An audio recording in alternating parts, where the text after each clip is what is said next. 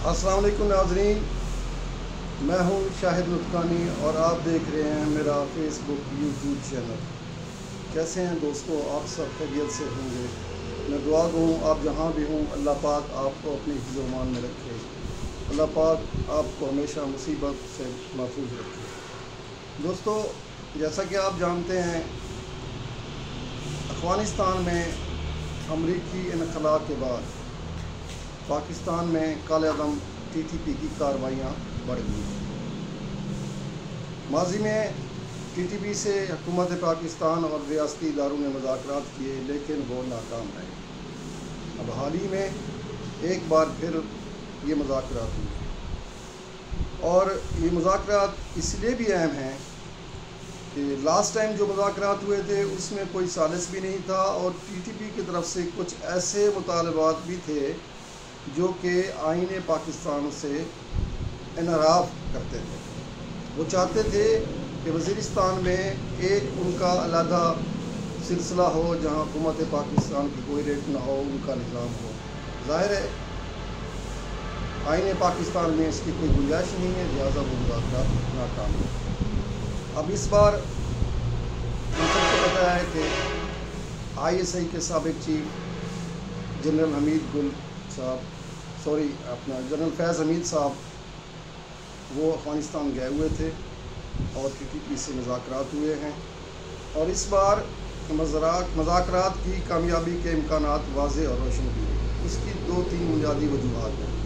Number 1 कि TTP को भी अब ये एहसास हो गया है कि हमने जो भी मुज़ाकरात करने हैं वो आईने पाकिस्तान के तहत ही होंगे।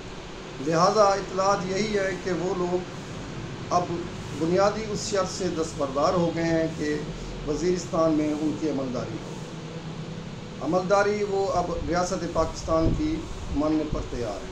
और दूसरी उस मुज़ाकरात की बुनियादी वजह कामयाब होने की एक और ये भी है और वो बहुत अहम है कि इस मुज़ाकरात का गारंटर अफ़गानिस्तान का हक्कानी ग्रुप है। जैसा कि आप जानते हैं, हक्कानी ग्रुप, सिराजुद्दीन हक्कानी ग्रुप ये अफ़गानिस्तान में बहुत ज़्यादा असर रसूख भी रखता है और इस वक्त अमारात इस्लामी अफ़गानिस्तान में एक अहम हुकूमती पार्टनर भी है। अब देखते हैं इसका नतीजा क्या निकलता है, लेकिन हम दुआ गो हैं अल्लाह पाक हमारे मुल्क पर, हमारी उम्मत पर, हमारी कौम पर रहम फरमाए। और TTP के लोगों से भी दरख्वास्त है कि देखिए, आप भी कलमा गो हैं, पाकिस्तानी भी कलमा गो हैं। पाकिस्तान एक मुसलमान मुल्क है। आप सोचिए, समझिए कि आप ये क्या करते हैं। कोई बम धमाका, सब बेगुनाह लोग मारे जाते हैं, क्या कसूर है। इससे पहले भी अमेरिका की लड़ाई में पाकिस्तान 80,000 जानें ज़ाय करवा चुका है। अब ये बाब ख़त्म होना चाहिए और हम उम्मीद रखते हैं और मैं कतई तौर पर उम्मीद रखता हूँ कि इंशाअल्लाह अब के मुज़ाकरात जो हो रहे हैं इंशाअल्लाह अमन का पैगाम लेकर आए। अपना ख्याल रखिएगा। मिलते हैं अगले किसी और शो में। अल्लाह हाफ़िज़।